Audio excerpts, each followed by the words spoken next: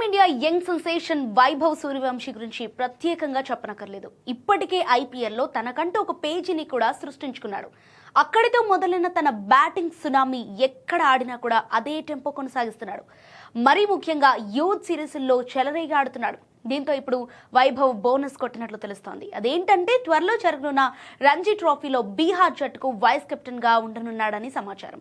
14 ఏళ్ల వయసులో vice captaincy అంటే పెద్ద బాధ్యతే. అయితే వైభవ్ ఫస్ట్ క్లాస్ క్రికెట్ గణాంకాలను పరిశీలిస్తే ఈ నిర్ణయం కొందరికి ఆశ్చర్యం కలిగించవచ్చు. ఎందుకంటే లెఫ్ట్ హ్యాండ్ బ్యాటర్ అయిన వైభవ్ సూర్యవంశీ ఇప్పటి వరకు బీహార్ తరపున కేవలం 5 ఫస్ట్ క్లాస్ మ్యాచ్లు మాత్రమే ఆడాడు. ఆ 10 ఇన్నింగ్స్లలో 158 బంతులు ఎదుర్కొని కేవలం 100 పరుగులు మాత్రమే చేశాడు. ఇందులో 18 ఫోర్లు, ఒక సిక్సర్ ఉన్నాయి.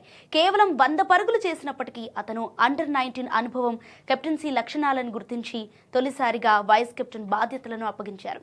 మరి తన 6వ ఫస్ట్ క్లాస్ మ్యాచ్ను వైస్ కెప్టెన్ గా ఆడనున్న వైభవ్ ఎలా ఆడతాడో చూడాలి మరి.